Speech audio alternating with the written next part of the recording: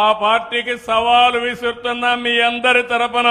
ఇప్పుడంతా కూడా blue media ఉంది, అవినీతితో పేపర్ పెట్టుకున్నారు, ఒక టీవీని పెట్టారు, అన్ని తప్పులే. మనం అవునంటే అడ్డంగా కాదంటారు. పేదవాడికి పింఛన్ ఇవ్వాలంటే నువ్వు చెప్పావు కాబట్టి ఇవ్వకూడదంటారు. మనం పోలవరం కడితే పోలవరాన్ని కూల్చేస్తారు. మనం అమరావతి ప్రజా రాజధాని అమరావతి ఉండాలని మనం ఆకాంక్షిస్తే ఈ అమరావతి ఎడారిని చేస్తామని ఎడారి చేస్తారు. మనం రోడ్లేస్తే రోడ్లన్నీ గుంతలు పెడతారు. అవునా కాదా అని అడుగుతున్నా. అలాంటి పార్టీకి నేను ఇచ్చే సవాల్ ఏంటంటే, మొన్నన్నారు సిద్ధం సిద్ధం అని ఎగిరిపడ్డారు. సూటిగా అడుగుతున్నా, అసెంబ్లీకి సిద్ధమా? 11 మంది ఉన్నారు, అసెంబ్లీకి రండి. ఎవరిది విధ్వంసమో, ఎవరిది అభివృద్ధో, ఎవరికి సంక్షేమ కార్యక్రమాలు చేసే సత్తా ఉందో చర్చించడానికి నేను సిద్ధంగా ఉన్నా.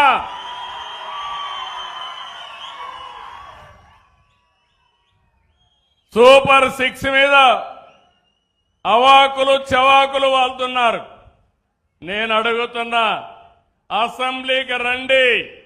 ఎవరికి ఏ నిమిషంలో ఎక్కడిచ్చామో సమాధానం చెప్పే ధైర్యం సత్తా ఈ ప్రభుత్వానికి ఉందని చెప్పి కూడా నేను మీకు తెలియజేస్తున్నా. సాగునీటి ప్రాజెక్టుల వరకు కడాన ప్రాజెక్టులు కడితే గ్రీస్ వేయలేని పెద్ద మనుషులు ఇక్కడే అన్నమయ్య డ్యామ్ కొట్టుకోబోతే ఏమైంది తమ్ముళ్ళు అని మిమ్మల్ని అడుగుతున్నా. మళ్లీ దాన్ని బాగు చేసే బాధ్యత, ఎక్కడ కడితే బాగుంటుందో అక్కడే కట్టించే బాధ్యత ఈ ప్రభుత్వానిది. రాష్ట్రంలో పెట్టుబడులు కడాన నిన్న జరిగిన పులివెందల ఎన్నిక కూడా ఒంటిమిట్ట ఎన్నిక, ఇక్కడ జరిగిన ఎన్నికను గురించి మాట్లాడడానికి సిద్ధం. అంతేకాదు బాబాయ్ గొడ్డలు వేటు కూడా చర్చించడానికి మనం సిద్ధంగా ఉన్నాం. ఇంకో పక్క ఒక దళిత లీడర్ని, డ్రైవర్ని డోర్ డెలివరీ చేసేదాన్ని కూడా మాట్లాడడానికి సిద్ధంగా ఉన్నాం. మీరందరూ గుర్తుపెట్టుకోవాలి, కోడి కత్తి డ్రామా, గులకరాయి డ్రామా మర్చిపోయారా తమ్ముళ్ళు? మీరు ఏమమ్మా ఆడబిడ్డలు మర్చిపోయారా మీరు అంటున్నా? నేను డ్రామా వేయలా. నా మీద 23 క్లేమోర్ మైన్స్ వెంకటేశ్వర స్వామి పాద పద్మాల దగ్గర జరిగితే నేను భయపడ్డానా తల్లి అని మిమ్మల్ని అడుగుతున్నా. ప్రజల కోసం పనిచేశాం. ప్రజల కోసం పనిచేసినప్పుడు భయపడవలసిన అవసరం లేదు. వీళ్ళు చేసే పని చూస్తా ఉంటే అంతా కూడా చేసే తప్పుడు పనులు, మీడియాలో మాత్రం ఫేక్ మీడియా పెట్టి నేను దానికి సమాధానం చెప్పాలంట. నిన్నే చూస్తున్నారు వీళ్ళ యొక్క మనుషులు తప్పుడు డాక్యుమెంట్స్తో దివ్యాంగుల పింఛన్ తీసుకున్నారు. వాడు ఆటో డ్రైవింగ్ చేస్తాడు, ట్రాక్టర్ డ్రైవింగ్ చేస్తాడు, చేయలేదంటాడు. బాగా మాట్లాడతాడు. డాక్టర్ దగ్గరికి వచ్చినప్పుడు నాటకం వేసి మూగంటాడు.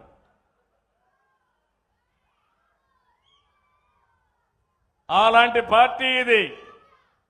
చేతులుండే వాళ్ళకి వికలాంగులు పింఛను కావాలి, చేతులు లేవని మూగ బాగా మాట్లాడేవాడు మూగ అని డెమ్ అండ్ డెఫ్ అని పింఛన్లు తీసుకుని ప్రజల్ని మోసం చేయాలనుకుంటున్నారు. నేను ఒకటే చెప్తున్నా, ఈ నెలలో అందరికీ పింఛన్లు ఇచ్చాను. కానీ మీరు కూడా ఆలోచించండి, నాకు సోషల్ ఆడిట్ జరగాలి. ప్రజల సమక్షంలోనే అనర్హులుంటే ఇతను అనర్హుడు, తీసుకోవడానికి అర్హత లేదని చెప్పే ధైర్యం మీ అందరికీ రావాలి. చేస్తారా లేదా? నేను ఎవ్వరికి అన్యాయం చేయను. అర్హులందరికీ ఇస్తా. ఒకవేళ అర్హులు గాని ఎవరన్నా ఇగ్నోర్ చేసినా రాజకీయ కారణాలతో నేను ఆమోదించను. ఇది నా గ్యారంటీ అని కూడా మరొక్కసారి మీ అందరికీ విజ్ఞప్తి చేస్తున్నా. అందుకనే నేను మిమ్మల్ని కోరేది, ఒకప్పుడు రాయలసీమ ఎక్కడ చూసినా ఫ్యాక్షన్లు, కడప జిల్లా ఒకప్పుడు చూశారు, అవునా? జ్ఞాపకం తల్లే మీకు? ముఠా కక్షలు జ్ఞాపకం ఉన్నాయి తమ్ముళ్ళు? రక్తం పారిన విషయం గుర్తుందా మీకు? ఆ రక్తం పారించిన ఈ రాయలసీమలో నీళ్లు బారించే సత్తా తెలుగుదేశం పార్టీకి, ఎన్డీఏకుంది.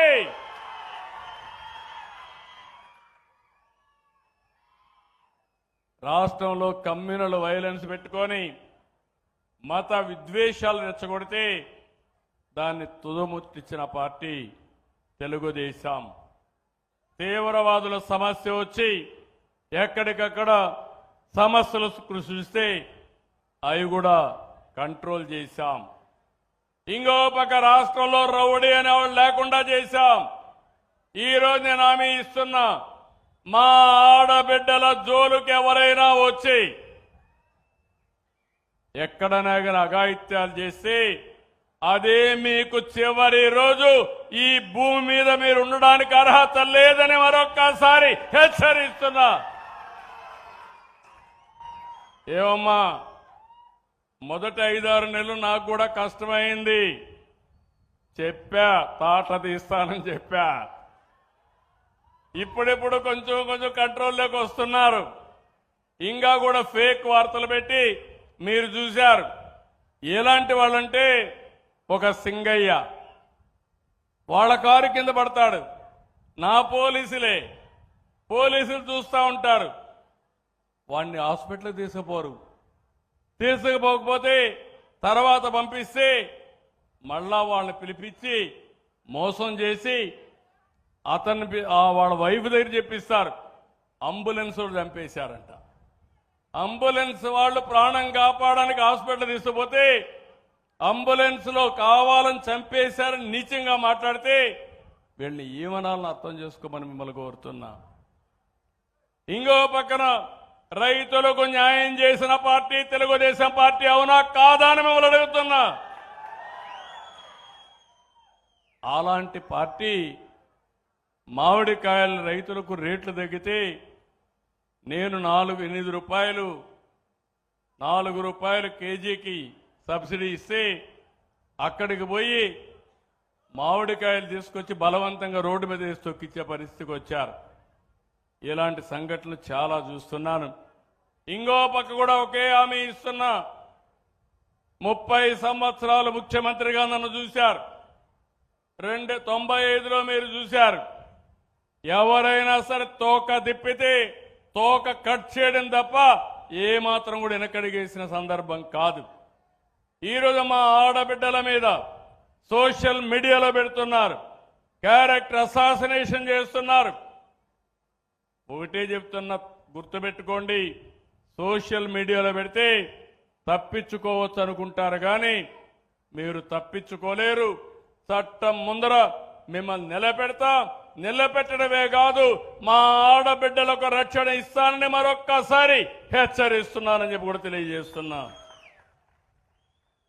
ఇంకొక పక్క ఇక్కడికి వచ్చినప్పుడు రాయలసీమ నేను ముందే చెప్పాను, నీళ్లు తీసుకొస్తా. నిన్నే కుప్పానికి తీసుకెళ్ళాం. ఈ రాబోయే సంవత్సరం అంద్రి నీవా చిత్తూరు వరకు వెళ్తుంది, మదనపల్లి నుంచి రాయిచోటుకు వస్తుంది, వాయిల్పాడుకు వస్తుంది, పీలేరుకు వస్తుంది, అక్కడి నుంచి చిత్తూరు వరకు తీసుకెళ్తాం. అదే సమయంలో రాబోయే సంవత్సరం నగరి గాలేరు కడప వరకు వస్తుంది. ఆ తర్వాత రాజంపేట తీసుకొస్తా. 3 ఏళ్లలో కోడూరు కూడా తీసుకెళ్తామని మీ అందరికీ హామీ ఇస్తున్నా.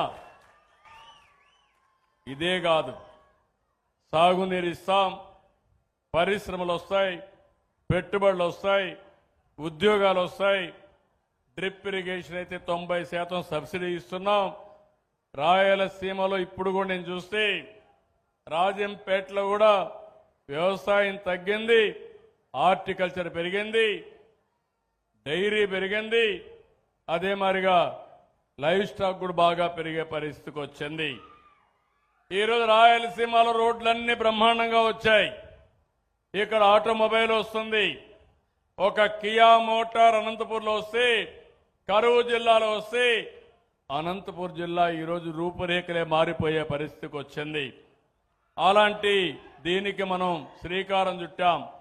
రాబోయే రోజు రాయలసీమలో ఎలక్ట్రానిక్స్ కానీ, స్పేస్ కానీ, ఏరోస్పేస్ కానీ, డిఫెన్స్ కానీ, డ్రోన్ రంగాల్లో వినూత్నమైన మార్పులు పెట్టుబడులు తీసుకొస్తామని చెప్పి కూడా నేను మీకు తెలియజేస్తున్నా. ఈరోజు ఇక్కడ మీరు చూసినప్పుడు నేను ఎన్నోసార్లు చెప్పాను, రాయలసీమలో ఒకప్పుడు రాయలేలిన సీమ ఇది, రతనాల సీమ ఇది. తర్వాత పాలకులంతా కూడా రాళ్ల సీమ చేశారు, ఆశ వదిలిపెట్టారు. మొట్టమొదటిసారిగా ఈ రాయలసీమని కాపాడాలని ఆలోచించిన వ్యక్తి, నీళ్లు ఇవ్వాలని ఆలోచించిన వ్యక్తి, ఇవ్వచ్చని దారి చూపిన నాయకుడు నందమూరి తారక రామారావు గారని చెప్పి నేను మీకు తెలియజేస్తున్నా. అక్కడి నుంచి ప్రారంభమైంది. ఈరోజు నేను వచ్చిన తర్వాత అన్ని ప్రాజెక్టుల్ని ముందుకు తీసుకుపోతున్నాం. ఈసారి జూలైలోనే నీళ్లు ఇచ్చాం. అన్ని రిజర్వాయర్లకు నీళ్లు పెట్టాం. ఇప్పటికే 85% రిజర్వాయర్లన్నీ పూర్తయినాయి. ఇంకో పక్క రాయలసీమని రతనాల సీమగా తయారు చేయడానికి ఇండియాలోనే కాదు ప్రపంచంలోనే ఒక హార్టికల్చర్ హబ్ తయారు చేయడానికి ముందుకు పోతున్నాం. ఇవన్నీ వస్తే ఈ రాయలసీమలో కరువు అనే మాట ఉండదు, నీళ్లు పుష్కలంగా వస్తాయి. అందుకే ఇంకొకటి ఆలోచించాను. నా ఆలోచన ఇప్పుడు కాదు, 25 ఏళ్లకు మునిపించి ఆలోచిస్తున్నాం. ఏదైతే గంగా నది నుంచి కావేరి వరకు నదుల అనుసంధానం జరగాలి. ఈరోజు మీరు రోడ్లు చూస్తున్నారు, ఒకప్పుడు అధ్వానమైన రోడ్లు, ఈరోజు రోడ్లు బ్రహ్మాండంగా వచ్చాయి. ఇంకో పక్క ఒకప్పుడు ఫోన్లు పనిచేసేటివి కాదు, ఇప్పుడు సెల్ ఫోన్లు పెట్టుకునే పరిస్థితికి వచ్చాం. ఇవన్నీ కూడా సంస్కరణల వల్ల వచ్చిన ఫలితాలు ఇవన్నీ. అదే ఈరోజు వరదలు వస్తున్నాయి, కొన్ని ప్రాంతాల్లో కరువు వస్తూ ఉంది. గోదావరి నది ఉంది, ఎన్నో సంవత్సరాలుగా 2000 టీఎంసీ నీళ్లు సముద్రంలోకి పోతున్నాయి. రాయలసీమ ఉంది, నీళ్లు రాకుండా పంటలు వేయకుండా మొన్నటి వరకైతే అనంతపూరు ఎడారిగా మారిపోతుందనే పరిస్థితికి వచ్చారు. అనంతపూర్లో 400 మిల్లీమీటర్ల వర్షపాతమే పడుతుంది. దేశంలోనే తక్కువ వర్షపాతం పడే జిల్లా అనంతపూర్ జిల్లా. అందుకే ఈరోజు మనం కానీ గంగా కావేరి చేస్తే, నదులు అనుసంధానం చేస్తే చాలా ఉపయోగపడుతుంది. అది వచ్చే లోపల వంశధార దగ్గర నుంచి గోదావరి, కృష్ణ, పెన్న అన్ని నదులు అనుసంధానం చేయాలని నేను సంకల్పం చేశా. అది చేస్తామని మరొకసారి మీ అందరికీ హామీ ఇస్తున్నా. ఇవన్నీ చేస్తూనే సూపర్ 6 ఏమమ్మా, సూపర్ 6 సూపర్ హిట్ అవునా కాదా? అవునా కాదా? గట్టిగా చెప్పండి తల్లి, మీకోసం ఎంతో కష్టపడుతున్నాం. 15 నెలలు ధైర్యంగా గర్వంగా చెప్తున్నా, సంక్షేమానికి సాటి లేదు, అభివృద్ధికి అడ్డు లేదు, సుపరిపాలనకు పోటీ లేదు. అవునా కాదా అని మిమ్మల్ని అడుగుతున్నా. పింఛన్లు పెంచామా లేదా? చెప్పిన ప్రకారం ఇచ్చామా లేదా? అన్నదాత సుఖీభవ ఇచ్చామా లేదా? తమ్ముళ్ళు మీరు చెప్పండి. ఏమమ్మా, తల్లికి వందనం ఎంతమంది పిల్లలుంటే ఇచ్చామా లేదా అని అడుగుతున్నా. నిన్నే మా మైనారిటీ ఆడబిడ్డ 6 మంది పిల్లలుంటే 6 మందికి 78,000 ఇచ్చారని నా దగ్గరకు వచ్చి గర్వంగా చెప్పిందంటే అది తెలుగుదేశం పార్టీ విధానం.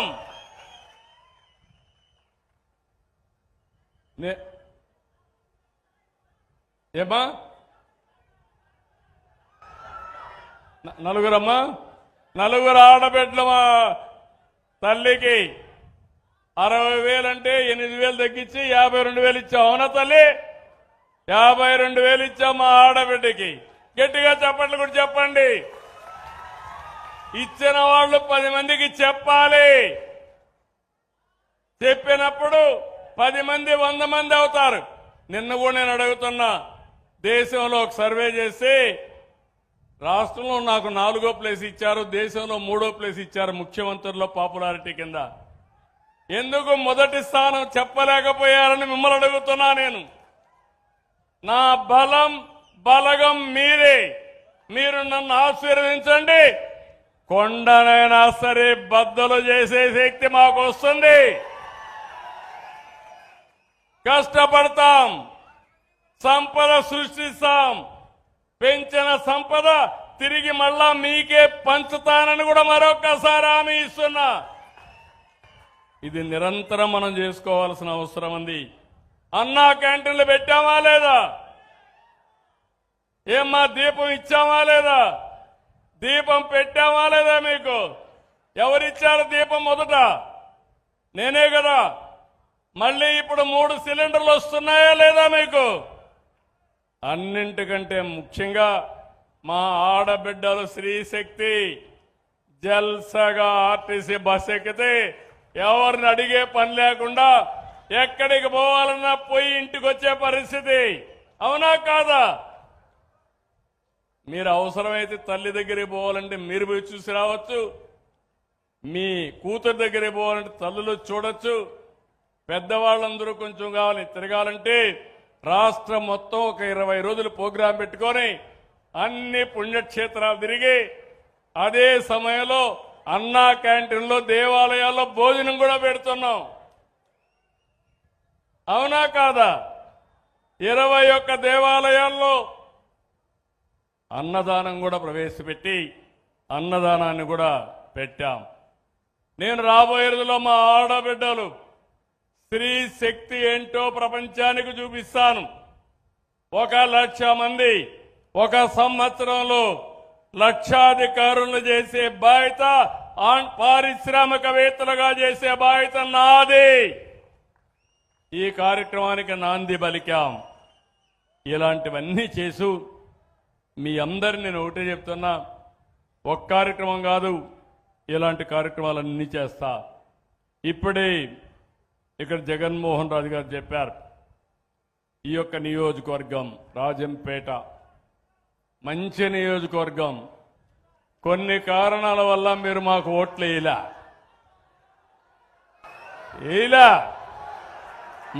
మొన్న గెలవలేదు కదా. అదేనయ్యా జిల్లా అంటున్నావు, జిల్లా కావాలి. బట్ మోసం చేసే వాళ్ళకి ఓటేసిరి. ఇప్పుడు నాకు న్యాయం చేయమంటే ఓట్లు వేసే వాళ్ళకి ఏం చెప్పాలి? నేను వాళ్ళకేం చెప్పగలుగుతామన్నా? అన్నీ ఉంటాయి. మీరు కూడా ఎవరైనా సరే అభ్యర్థి ముఖ్యం కాదు, పార్టీ ముఖ్యం. నేను ఈరోజు మీరు చూస్తే 164 మంది తెలుగుదేశం, జనసేన, బీజేపీ ఎమ్మెల్యేలు ఉన్నారంటే దానికి కారణం అభ్యర్థులు చూడలా, పార్టీని చూశారు. నేను కూడా హామీ ఇస్తున్నా, పార్టీలుగా కంట్రోల్ చేస్తాం, ప్రజలకు న్యాయం చేసే బాధ్యత మేము తీసుకుంటామని కూడా మీ అందరికీ హామీ ఇస్తున్నాను. ఇంకో పక్కన రాజంపేటల అభివృద్ధి, ఒంటిమిట్ట శ్రీరాముడు ఆలయాన్ని నేనే ఆ రోజు తీసుకొని ప్రతి ఏటా ఘనంగా నవమిని జరపాలని మనం ముందుకెళ్ళాం. తిరుమల తిరుపతి దేవస్థానం దీన్ని దత్తత తీసుకున్నారు. అంత మునుపు మీరు చూస్తే భద్రాచలంలో అభివృద్ధి చేశాం. అది తెలంగాణకు వెళ్ళిన తర్వాత దీన్ని మనం అభివృద్ధి చేసే పరిస్థితికి వచ్చాం. ఇంకో పక్క ఇక్కడంతా కూడా ఈ జిల్లాల్ని డివైడ్ చేయాలన్నప్పుడు కొన్ని ఇబ్బందులు కూడా ఉన్నాయి. అవన్నీ ఏ విధంగా చేయాలనో చేయడం కోసం అన్ని కూడా ఎక్సర్సైజ్ చేస్తామని చెప్పి కూడా నేను మీకు తెలియజేస్తూ, ఇప్పుడే ఇక్కడ మెడికల్ కాలేజ్ కావాలని ఎమ్మెల్యే గారు అడిగారు. దాన్ని ఏ విధంగా చేయాలనో అవి కూడా వర్కౌట్ చేస్తాం. ఇంకో పక్కన ఇక్కడ అభివృద్ధి, ఏ అభివృద్ధి కావాలన్నా ఇక్కడ జగన్మోహన్ రెడ్డి గారి నాయకత్వంలో తప్పకుండా మీ అందరికి హామీ ఇస్తున్నా. ఇక్కడ మన పార్టీ ఎమ్మెల్యేలు లేరని మీరు అధైర్యపడవలసిన అవసరం లేదు, ఎంపీ లేరని అధైర్యపడాల్సిన అవసరం లేదు. రాజకీయాలు వేరు, అభివృద్ధి వేరు. ఈ నియోజకవర్గాన్ని కూడా అభివృద్ధి చేసే బాధ్యత ఈ ప్రభుత్వం తీసుకుంటామని చాలా స్పష్టంగా మీ అందరికీ హామీ ఇస్తున్నా. ఈ శుభ సందర్భంలో 30 సంవత్సరాల తర్వాత నేను ఒకటే మిమ్మల్ని అందరినీ కోరుతున్నా. ప్రతిరోజు నాకు వెంకటేశ్వర స్వామి మా ఇంటి దైవం. ఎందుకంటే నేను వెంకటేశ్వర స్వామి ఆ సైడ్ మంగాపురం సైడ్ అయితే మా ఇల్లు నిద్రలేసి చూస్తే ఆ సైడ్ నుంచి నామాలు కనపడొస్తుంది. మంగాపురం సైడ్ అది చూస్తూ బ్రతికిన వాడిని, ఎప్పుడు కూడా భక్తిభావంతో ఉన్నవాడిని. ఓసారి హిందువులందరూ కూడా వెంకటేశ్వర స్వామిని మిగిలిన దేవుడిని నమ్ముతారు. అదే మరి ముస్లిమ్స్ అంతా అల్లాహ్ని నమ్ముతాం, క్రిస్టియన్స్ అంతా యేసు ప్రభువుని ప్రార్థిస్తాం. కానీ అందరూ దేవుళ్ళు చెప్పింది ఒకటి, సమాజానికి మంచి చేయమని. నేను ప్రతిరోజు ఒకటే కోరుకుంటా. నిద్ర లేసినప్పుడు ఒక్క నిమిషం ఆలోచిస్తాను. రెడీ అయిన తర్వాత పూజ రూమ్లోకి వెళ్ళి మనమందరం స్వర్గం విన్నాం, విన్నారా? నరకం విన్నారు. అంటే ఏంటి? మంచి చేస్తే స్వర్గానికి పోతారు, పునర్జన్మ ఉండదు. అవునా కాదా? తప్పు చేస్తే ఎక్కడికి పోతారు? ఎక్కడికి పోతారు? నరకానికి పోతారు. అక్కడ ఏం చేస్తాడు యమధర్మరాజు? సలసలగాలి ఆయిల్లో వేసి కాల్చే పరిస్థితులు. అవునా కాదా? అంటే మీకు అన్ని మతాల్లో ఇవి ఉన్నాయి. అయితే నేను మిమ్మల్ని కోరేదంటే, స్వర్గం అంటే మనందరం ఆలోచించేది ఆనందంగా ఉంటాం, సమస్యలు తక్కువ ఉంటాయని. నేను అదే కోరుకుంటా దేవుణ్ణి. ఆ స్వర్గంలో దేవతలు ఉంటారంటారు. దేవేంద్రుడు రాజధాని అమరావతి, ప్రజా రాజధాని మా అమరావతి. మా ప్రజలకు కూడా ఇబ్బందులు లేకుండా చేసే వ్యవస్థ కోసం నన్ను ఆశీర్వదించమని భగవంతుడిని కోరతానని చెప్పి కూడా నేను మీకు తెలియజేస్తున్నా. అందుకే మీరందరూ చూస్తే ఈరోజు మీకు సంక్షేమాన్ని ఇస్తున్నాం, అభివృద్ధి చేస్తున్నాం. అదే మాదిరిగా ఆర్టీసీ బస్సుల్లో ఉచితంగా ప్రయాణ సౌకర్యం ఏర్పాటు చేస్తున్నాం. ఇది కాకుండా మీరు ఒకసారి చూస్తే కొత్తగా మీరు ఏ ఆఫీసుకు పోయే పని లేకుండా 700 సర్వీసులు ఆన్లైన్లో పెట్టి వాట్సాప్ గవర్నెన్స్లో మీకు ఇస్తున్నా. అంటే ₹1 అవినీతి లేకుండా, ఎవరి దయాదాక్షిణాలు లేకుండా నేరుగా అన్ని పనులు చేయాలని టెక్నాలజీ కూడా ఉపయోగించి తద్వారా ఈరోజు పింఛన్ ఇచ్చాం. సాయంత్రానికి నాకు ఒక ఇన్ఫర్మేషన్ వస్తుంది, ఎక్కడ ఏ సమయంలో ఏ స్పాట్లో పింఛన్ ఇచ్చారో టెక్నాలజీ ద్వారా వస్తుంది. మళ్ళీ నేను ఐవీఆర్ఎస్ పంపిస్తున్నా. మీ పట్ల మా అధికారి దురుసుగా మాట్లాడా, సక్రమంగా ఇచ్చారా, మిమ్మల్ని గౌరవంగా చూశారని అడుగుతున్నాం. అవినీతి ఏమన్నా పాల్పడ్డారని కూడా తెప్పిస్తున్నా. నా ఆలోచన ఒకటి, ఈ రాష్ట్రంలో ఏ ఒక్కరికి ఇబ్బంది లేకుండా, ఏ ఒక్కరు ₹1 అవినీతి ఇవ్వకుండా మీరు గౌరవంగా బ్రతికే వ్యవస్థని నేను ఏర్పాటు చేస్తానని మరొక్కసారి మీ అందరికీ హామీ ఇస్తున్నా. అదే నా ఆలోచన. నా ఆలోచన ఒకటి, అందరికీ ఆదాయం పెరగాలి, ఆరోగ్యం బాగుండాలి, ఆనందంగా ఉండాలి. వెల్తీ, హెల్తీ, హ్యాపీ సొసైటీ కోసం నేను ప్రయత్నం చేస్తున్నా. ఇది అసాధ్యమేం కాదు, సాధ్యం. కొద్దిగా మీరు డైరెక్షన్ మారితే, కొంచెంగానే మీరు ఆలోచిస్తే ఇవన్నీ సాధించుకునే అవకాశాలు వచ్చాయి. దానికి రేపు రాబోయే రోజుల్లో సంజీవని అనే ఒక ప్రాజెక్టును తీసుకొస్తున్నా. రామాయణంలో మీరు ఉంటారు, లక్ష్మణుడు మూర్చబోతాడు. కాపాడుకోవాలి. ఎట్లా కాపాడుకుంటామంటే సంజీవని మొక్క తెస్తే ఆ మొక్క ఒకటే కాపాడుతుందని చెప్తారు. అప్పుడు సంజీవని మొక్క తేవాలంటే హనుమంతుడికి తెలియదు సంజీవని మొక్క. నేను తెస్తానని వెళ్ళాడు, మొక్క తెలియదు. అప్పుడు ఏం తెచ్చాడు? పర్వతాన్నే తీసుకొచ్చాడు. ఆ పర్వతాన్ని తీసుకొస్తే అందులో సంజీవని మొక్క తీసుకొని ఆ ఔషధ మొక్కతో లక్ష్మణుడి ప్రాణం కాపాడుకుంటారు. నేను కూడా రాబోయే రోజుల్లో 2 ఏళ్లలో ఒక పెద్ద ప్రాజెక్ట్ని బిల్ గేట్స్ కానీ టీసీఎస్ అందరితో కలిసి తీసుకొస్తున్నాం. అందులో ఆ ప్రాజెక్ట్ వస్తే పేదవాళ్ళ ఆరోగ్యం, అందరి ఆరోగ్యం కాపాడే విధంగా శ్రీకారం చుడుతున్నాం. ప్రపంచంలో ఉండే నాలెడ్జ్ అంతా తీసుకొచ్చి పేదవాడి ఆరోగ్యాన్ని కాపాడడానికి ఏ మందు అవసరమో ఆ మందే ఇచ్చి మిమ్మల్ని కాపాడుకునే బాధ్యత తీసుకుంటామని కూడా తెలియజేస్తున్నా. మీలో కూడా